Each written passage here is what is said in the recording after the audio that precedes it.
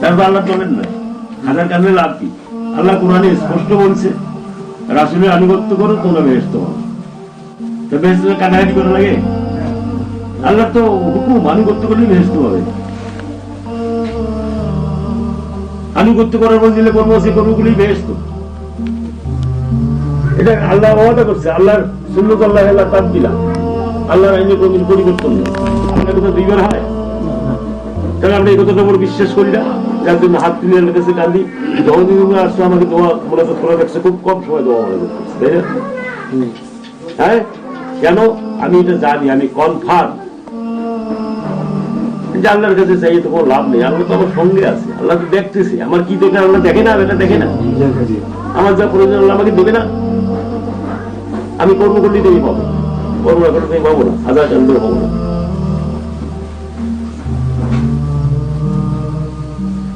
এই কথাগুলো যদি একটু স্মরণে রাখো, তাহলে তোমাদের বিভ্রান্তি ভুলের কোন হতাশার কোন কারণেই নেই। আমাদেরকে বিভিন্ন কারণ আল্লাহ বলছে হতাশা করে, হতাশার কোনো কারণ নেই, তোমাদের জন্য পুরস্কার হয়ে গেছে।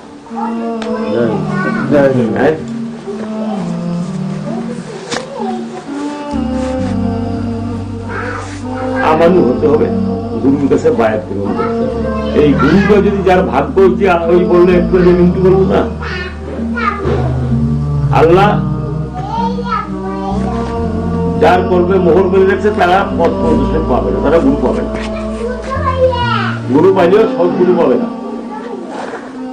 হ্যাঁ, এখন তোমাদেরকে বিচার করতে হবে তোমাদের গুরু সৎগুরু না ভণ্ড গুরু।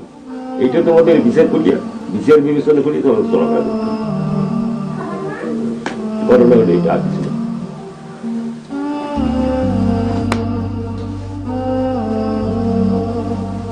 আজ তো 4 বছর জগৎ আছে, 4 বছর 3 বছর আছে, তাই না? 14 সময় ব্যাস করে 15, 16, 5 বছর পার হয়ে গেছে, অনেকের 5 বছর পার হয়ে গেছে। যাও, সংক্ষিপ্তদের কথাগুলো বললাম, বিস্তারিত আলাপ হয়। গুরু সহচার্য যারা থাকে এই জন্য গুরু সঙ্গ ধারণ করা ফরজ। সবাই তো সহচার্য থাকা সম্ভব হয় না, হয় কি? সবাই পক্ষে সম্ভব হয় না। যারা সহচার্যে থাকে, গুরু গৃহে অবস্থান করে, তারা সম্ভব। তা আমি এবারে নিয়োগ করছি তোমাদের জন্যই। আমি মাহফিল পরে একটা নির্দিষ্ট ডেট করে আমি 41 দিন একটা সাধনা করব। কথা বুঝো না? একটা সাধনা করি ওই সময় তোমাদের সীমিত মোবাইল হবে, কথাবার্তা সীমিত হবে। আমি নিজেই সাধনা করতেছি, চিন্তা করতে আমার নিজের পূর্ণতি নিজে সাধনা করব। কেন? আমার তো প্রয়োজন নেই, তোমাদের প্রয়োজনে আমাকে সাধনা করতে এই বলছে।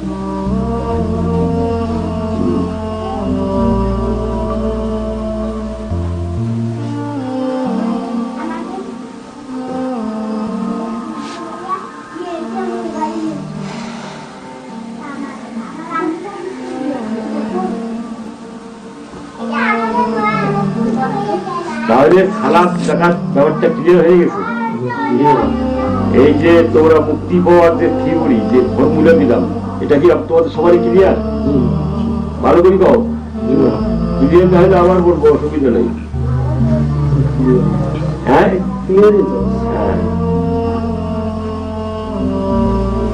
কি দিয়ে মুক্তি পাওয়া যাবে? কোন কর্ম দিয়া? অন্তরের কর্ম করতে কি হতে হবে? আমানু। আমানু হওয়ার পরে কি করতে হবে?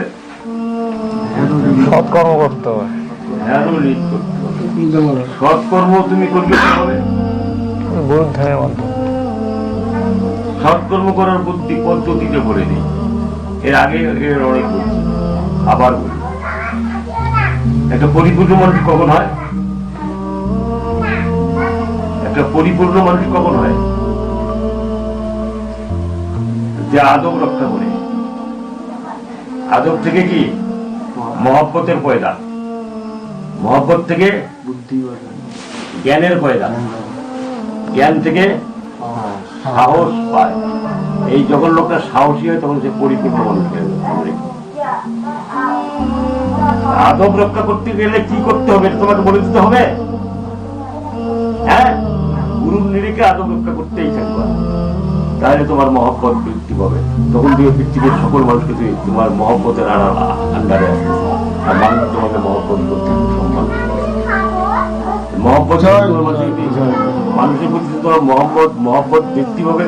তখন তোমার জ্ঞান আসবে, যখন জ্ঞান আসবে তখন তোমার সাহস হবে, তখন তুমি যা করতেছো দেখে করতেছো, সাহস হবে না, আন্ডারে কিছু করতেছো না। আমি মুমেন, আমি এটা দেখতেছি, এখানে কোনো প্রয়োজন আছে। তাহলে এই চারটে জিনিসকে ভালো করে মনে রাখতে হবে। চারটে জিনিস কি করতে হবে? অর্জন করতে হবে। এটা অর্জিত, এই চারটে জিনিস অর্জন করতে হবে। এটা একটা মাধ্যমে চলবে না।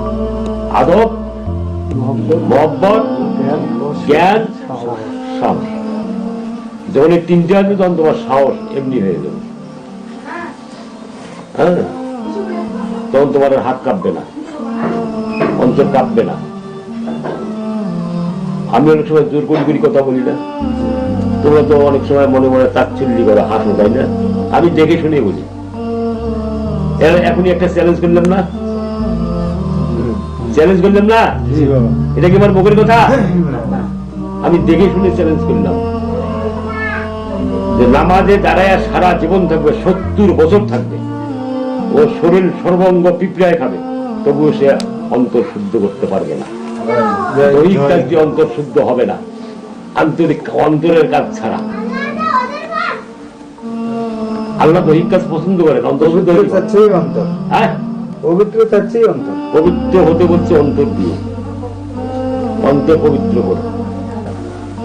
তাহলে অন্তর শুদ্ধের একমাত্র উপায় অন্তরের ইবাদত। আর অন্তরের ইবাদত এইগুলা: আদব, মহব্বত, জ্ঞান, সাহস। এই চারটাকে আঁকড়ে ধরো। কিভাবে তোমার আদব আসবে সেভাবে তোমাকে চলাফেরা করতে হবে, কথা করতে হবে। আদব কাজে কি চলাফেরা দে? খাওয়া দাওয়া, উঠিয়া বসা, দুনিয়াবি যত কাজ আছে সবটাতেই আদব আছে। আছে না বাবা? প্রত্যেকটাতে আদব আছে। আদবকে রক্ষা করো। আদব তোমার রক্ষা হলে তোমার মহব্বত পয়দা হবেই, একটার পর একটা আসবে। মহব্বত যখন তোমার পরিপূর্ণ হবে তখন তোমার জ্ঞানের আবির্ভাব করবে। কোন জ্ঞান? এই জানা জ্ঞান নয়, বই পড়া জ্ঞান নয়, উৎসারিত জ্ঞান আসবে। যখন উৎসারিত জ্ঞানের আবির্ভাব হবে, যখন পরিপূর্ণ হবে, তখন তুমি সাহসী হয়ে গেলা। তখন তুমি আল্লাহর একজন পুরা কি সিপাহ সালার সৈনিক নত করে সিপাহ সালার হয়ে গেল। তখন তোমার কাছে সালাত কমবে, তখন তুমি কোরআন বলার অধিকার পাইলা, তখন তোমার দ্বারা মানুষ পবিত্র হবে, তখন তুমি হিকমত জ্ঞান মানুষকে দিতে পারবা, তখন তুমি না জানা কথা বলে মানুষকে জানাইতে পারবা। কথা বলছো? তাছাড়া কিন্তু সম্ভব না।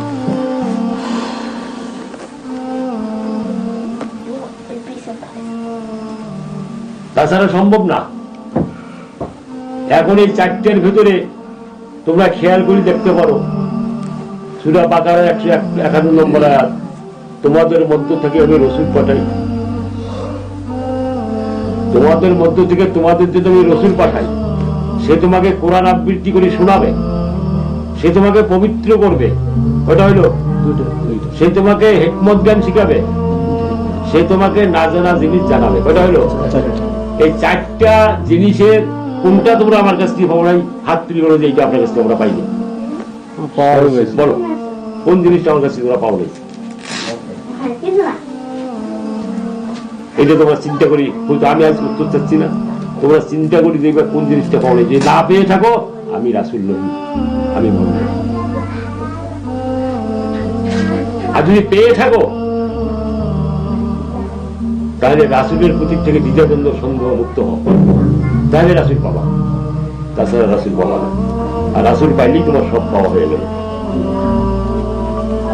এর চেয়ে বড় কথা আর কিছু আছে বাবারা? বলো, আর কিছু আছে বলার আমার? কেন যে এই কথাটা তাড়াতাড়ি বলতেছি আমি নিজেও বলতে পারি না। তোমরা এই চারটে জিনিস খুঁজো, সূরা বাকারার 151 নম্বর আছে, চারটে জিনিস কথা বলছে আল্লাহ। এই চারটে যদি একটাও আমার কাছ থেকে পায়ে না থাকো তাহলে আমি ভণ্ড, আমি কখনো রাসূল নই, রাসূলের উপযুক্ত এ থাকো তাহলে আমাকে রাসূল গেলে তোমাদেরকে চলতে হবে। সব আমিত্ব আমার পায়ে তোমাদেরকে বিসর্জন করে দিতে হবে।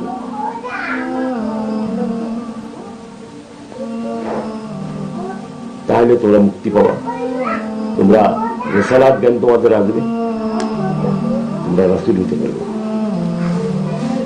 তাছাড়া সম্ভব না। আমি কিন্তু একটা কথা বলেছি ইতিপূর্বে, আমার জীবন দশায় এই যে কথা বললাম, আদব, মহব্বত, জ্ঞান, সাহস, এই চারটার অধিকারী কোন মুরিদ ভক্তকে যদি না পাই আমি রিসার্চ স্টপ করে যাবো।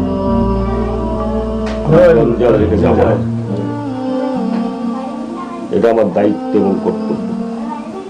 আর যদি পাই সে আমার আওলাদ হোক, নাহলে ফকিরের গোলাম মিসকিন হোক, আমার কোনো আপত্তি থাকবে না। উপযুক্ত পাত্রে আমি রিসালাত দেবো,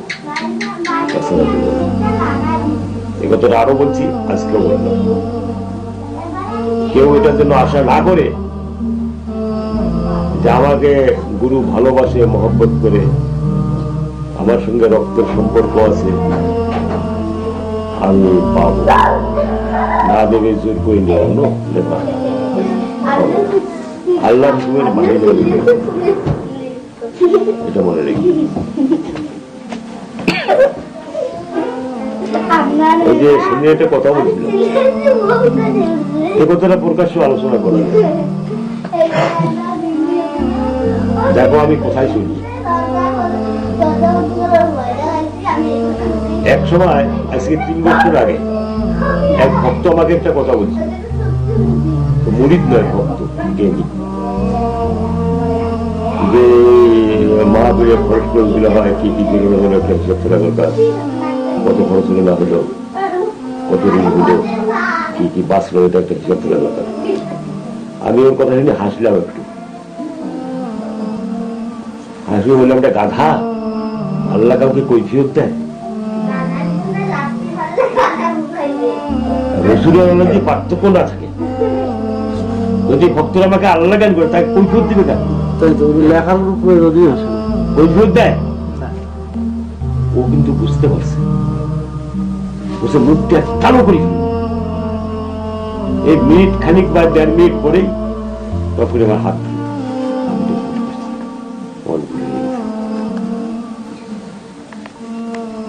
কথা বুঝলেন? তা এই কথাটা বোধ হয় অন্য খন্ডে একটু সরাসরি হয়েছে কিনা, অনেকের মনে এটা বিরাজ করে কিনা, তাই না?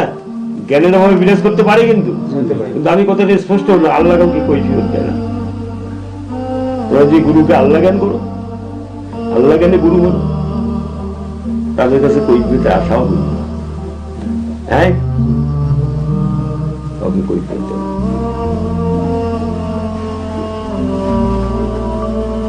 কেন গুরুকে সঞ্চয় করে 5 তলা বাড়ি করে?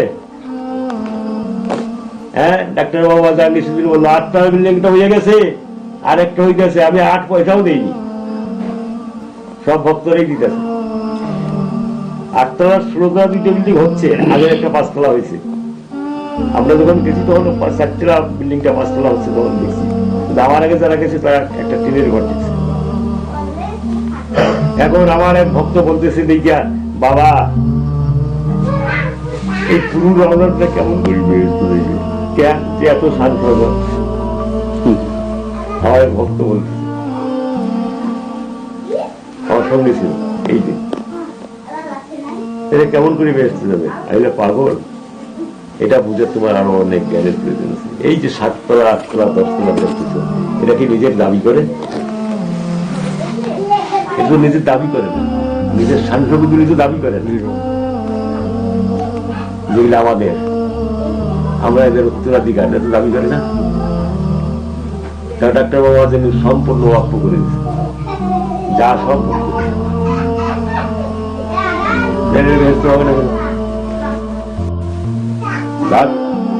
তোমরা সবাই শিক্ষিত জ্ঞানী গুণী, তোমাদের সামনে আমি যে গুরু আমারই মাঝে মাঝে আশ্চর্য লাগে। আমার চেয়ে অনেকটা প্রকৃতির লোক তোমাদের মধ্যে আছে না বাবা? অস্বীকার করবে কেউ? হ্যাঁ, আমি যে টাও আমার চেয়ে বড়টাও আমার গুরুত্বের মধ্যে আছে অনেক।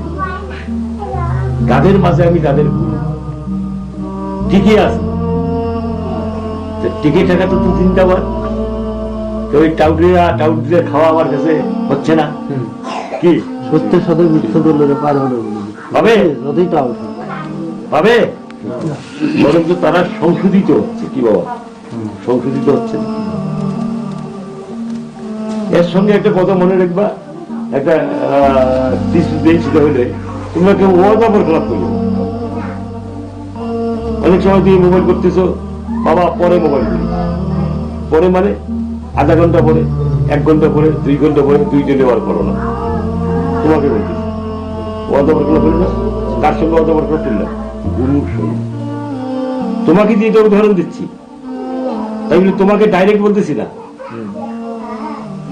কথাটা বুঝছো? আর তুমি যদি এরকম করে থাকো তাহলে তোমাকে দিয়ে হইল। এরকম অপরাধ আমাদের সমাজে আছে। এই অপরাধ থেকে মুক্ত হবা, এই ছোট অপরাধগুলো থেকে মুক্ত হবা। গুরুর সঙ্গে তো নয়, কোন লোকের সঙ্গে ওয়াদা বরখলাপকারীর জন্য কিন্তু জাহান্নাম। আর ওয়াদা বরখলাপ একটা বড় পাপ, ছোট্ট গায়ে লাগে না, কিন্তু পাহাড়ের সৃষ্টি করে ওয়াদা বরখলাপ। আমি ছোটবেলার থেকে যখন আমার একটা সন্তান, তখন তো আমি 6টা সন্তান, আমি এদেরকে ছোট জিনিসগুলো নিয়ে শাসন করতাম, বুঝাইতাম, টেবিলে বসতাম। অনেক বড় অন্যায় করে আসছে, আমার কানে আসছে, আমি ওটা কানেই দিইনি, তাদেরকে জিজ্ঞাসা ছোট অন্যায়গুলি নিয়ে শাসন করতাম। কারণ আমার একটা বুঝছিল যে ছোট থেকে মানুষ বড় হয়ে যায়, ছোটগুলো যদি না করে তাহলে বড়গুলো এমনিতেই পার হয়ে যাবে। কি বাবা, ঠিক হবে না? ওদের ব্যাপারে একটা প্রশ্ন করি। মনে করো আমি সাইদ ভাইকে বললাম ফোনে যে এক জায়গায় যাবো, ওরা যেন ওয়েট করতেছে, বলতেছি যে আমি আসতেছি, কিন্তু আমার সমস্যার কারণে আমি আসতে পারলাম না। ওকে ফোন করে বললাম যে আমি আসতে পারতেছি না। আচ্ছা ঠিক আছে, তাইলে ওটা হবে না। তো আগেই বলছে তুমি একখানে ওয়াদা দিলা, তোমাকে 10 টাকা আমি পরশু দিন দেবো, টাকা তোমার ম্যানেজ হচ্ছে, দিতে পারছো, যাইতে পারছো না। তার আগে সময়ের অন্তে সময় মতো সময়ে জানাইতে হবে, ভাই আপনার টাকাটা আমি আজকে দিতে পারলাম না, দেরি হবে। বাবা আমি আজকে এখন যাইতে পারতেছি না, পরে দেবো। কেননা তুমি যে কারণে ওয়াদা দিচ্ছ তার চেয়ে বড় কাজ তোমার থাকতে পারে। কি বাবা, পারে না? থাকতে পারে। টাইম ওভার করা যাবে না, টাইমটা ওভার করা যাবে না। সেই জন্য তোমার জন্য কষ্ট না করে। সবচেয়ে বড় কষ্ট কি? কারোর জন্য অপেক্ষা করা। অপেক্ষা বড় কষ্ট, এই জন্য সবচেয়ে বড় কষ্ট। এই কষ্ট মানুষকে দিবে না। আমাদের উদ্দেশ্য কি? আমরা কাউকে কষ্ট দেবো না। কি বাবা, এতক্ষণ যে আলাপ করলে যে মেহমানদারি করবা, লোককে আপ্যায়ন করবে, এটা সেটা করবা, কি জন্য আলাপ করলে? লোক যেন কষ্ট না, কেউ যেন কষ্ট না। এই জন্যই তো এটাও একটা কষ্টের কারণ। নিজেকে সাবধান হতে হবে। খালি আমি মেহমানদারি করি, কাউকে কষ্ট দিলাম না, অন্যান্য সবাই মানুষকে কষ্ট দিচ্ছি। আমাকে মনে রাখতে হবে আমি কাউকে কষ্ট দেব না, আমার জন্য মানুষ কষ্ট করবে না। আমি এখানে ত্যাগী, আমাকে ত্যাগ করতে হবে বাবা। হ্যাঁ, মানে অঙ্গীকারবদ্ধ হয় তো ওয়াদার মধ্যে পড়ে কিনা? অঙ্গীকার মধ্যে ওয়াদার মধ্যে পড়ে, সত্য। হ্যাঁ, ওয়াদার মধ্যে পড়ে যে পালন করতে না পারে অঙ্গীকার করবে না। আর যদি পালন করার জন্য দৃঢ় থাকো, যে আমি পালন করতে পারো, অঙ্গীকার করতে পারো। যেমন সূরা ইমরানের 81 নম্বর আয়াতে অঙ্গীকার নিয়ে নেই আল্লাহ নবীদের কাছ থেকে, তাহলে অঙ্গীকার করা যাবে। যদি তুমি দৃঢ় হয়ে থাকো, তুমি যে সেই অঙ্গীকার পালন করতে পারো, তোমাকে অঙ্গীকার তোমাকে পালন করতে পারো না, পালন করতেই। কি বাবা, অঙ্গীকার করলে তোমাকে পালন করতেই হবে। এইটা হলো ত্যাগ। তোমার শত বাধা বিপত্তি সত্ত্বেও অঙ্গীকার পালন করতে হবে। কেন স্বীকার করতে হবে? আর কি প্রশ্ন? এই ধরনের প্রশ্ন করো, আরো প্রশ্ন করি, যার যা মনে প্রশ্ন জাগে। বাবা লাল মিয়া বড় প্রশ্ন করো, ইমরান প্রশ্ন করো, তুমিও যার যা মনে প্রশ্ন জাগে প্রশ্ন করো, মাইকে বলে রাখো।